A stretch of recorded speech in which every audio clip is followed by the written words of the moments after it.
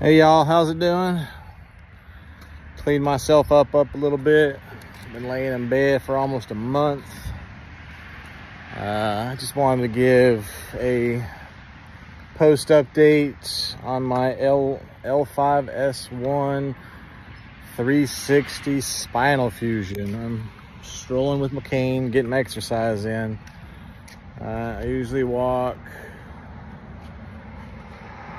the U-turn in our driveway, but I just wanted to give, I think it's been about 3 weeks, almost 4 weeks, almost a month. Best decision of my life. The pains are gone. I just get healing pains, which is great because usually my buttocks and my legs were always killing me. I couldn't stand or do anything for such a long period of time, maybe short period of time. Still have my staples in. I get my staples removed out on Friday. They itch like a mofo. I'm not sure if anybody's ever had staples before in their body, but once your body starts healing, they start itching, and all you want to do is yank them out. But best decision of my life was to get this spinal fusion. You know, the VA said that I didn't need one, and I'm glad I didn't listen to them because I'd still be in pain. I'd still be in nerve pain rather than healing pains. It took me 6 months to see a VA neurologist. Sorry, I keep itching. Pretty much told me, why do I want a spinal fusion? I was like, well, I went to go see a regular doctor, use my regular insurance. And he's like, yeah, you got 0 disc, man. I don't know how long you've been living like this, but you really need a spinal fusion. And it was, I almost had tears in my eyes because I knew for the longest time that there was something more going back there than what I was told. You know, even when I had my spinal cord stimulator. And I'll be honest with you, I'm glad I had the spinal cord stimulator through certain parts of this spinal fusion because it helped with the pain. But the VA, you know, they're really no help. You know, they kind of like, why are you here? What do you want? You already got your surgery schedule, so what do you need from us? And I tried to explain to him, I was like, this is a service-connected injury. I'm just seeking a second opinion. He's like, I wouldn't necessarily say you need a spinal fusion. I'd give you injections.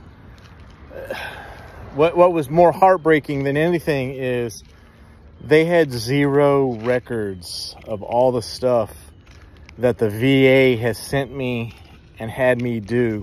Spinal injections, seeing a chiropractor, acupuncture, my service record where I had the spinal cord stimulator, where I had a radio frequency ablation bilaterally on both sides of my L5S1.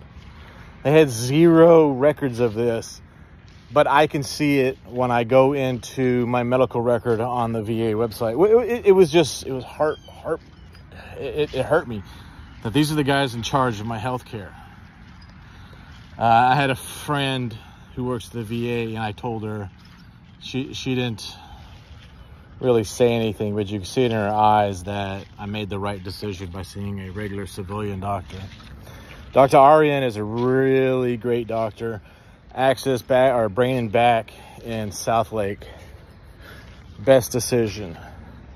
So those were all the pros. The cons, my hips are killing me. It's hard to stretch my hips right now because I'm in that 3-month healing phase. I don't want to damage any bone that's already trying to grow, but your hips are going to be the biggest issue. I'm not trying to be nasty or anything, but here is always on fire. I try to stretch as much as possible, but there's nothing you can do that would possibly injure or make the fusion not work. So you've got to do some small exercises. Another con is my nerves came back alive. Felt like I ran 20 marathons back to back, and it was the best and worst feeling of my life. Never had that sensation before. I would sit down in a chair and it just felt like I was having muscle cramps, Charlie horses, needles thrown at. It was just the most painful thing that lasted 3 days. But the doctors gave me tons of muscle relaxers and some pain pills. Best thing there is out there for you. But other than that, it's a 3-month relaxing game. You know, I took 8 weeks off at work. Supposed to be doing nothing but exercising and relaxing. It's quite difficult because all I want to do is help, but I'm not allowed to. I want to drive. I'm not allowed to until I get my first doctor's visit. It's pretty much just being helpless. You start getting cabin fever, and the only thing you can do is either walk to a destination or wait for somebody to come pick you up. And I live probably about 3 miles from the nearest store to even think about walking to a store that far. I'd probably pass out or something. I'd probably have to call an Uber on the way. But I could tell you, if you're having second thoughts, get many opinions on what you need. Spinal fusion, if a doctor says you need a spinal fusion, it's going to seem like the end of the world when he says that, because all you read about is the horror stories and the different types. So I didn't have a minimally invasive spinal fusion. I had the old school.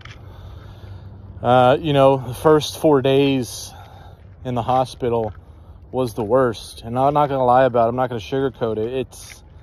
It was the worst 4 days of my life just due to the amount of surgery that they did. They went from the front, moved my guts around, and went into the back. It was painful. But then I got to come home. I got to relax.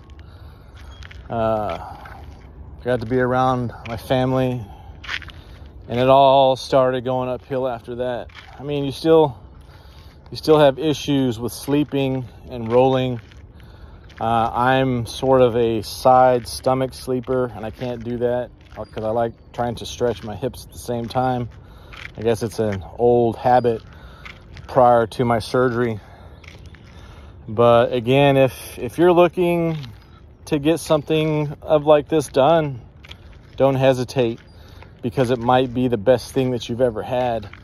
And once after, you know, the 6 months of healing and finally the year of finally having a full spinal fusion to work, you'll be doing cartwheels, things you never thought you'd be doing before.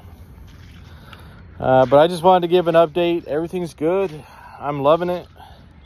Can't remember the last time I was able to walk a mile without feeling fatigued or needing the urge to stretch or not wanting to cry because of the pain that I was having in my legs and my back. So do your homework. If you're looking to do the spinal fusion, don't hesitate. If it's insurance covered, don't hesitate. Don't think twice about it. People might want to talk you out of it. Go for it. It's life-changing. It's the best thing that could happen if you're having vertebrae or spinal issues. With that being said, finishing up my walk. I usually do about 1.5 miles a day just to keep myself moving. My legs are twerking. But just wanted to give you guys an update. Hope you have a blessed holidays, and keep posted. If you want to know anything about the process, the horror stories, the good, the bad, drop me some comments. I'd be glad to chit chat with you. Make sure you subscribe. I will get back to my normal, regular, scheduled program once I start my healing process. That being said, see you guys on the next one.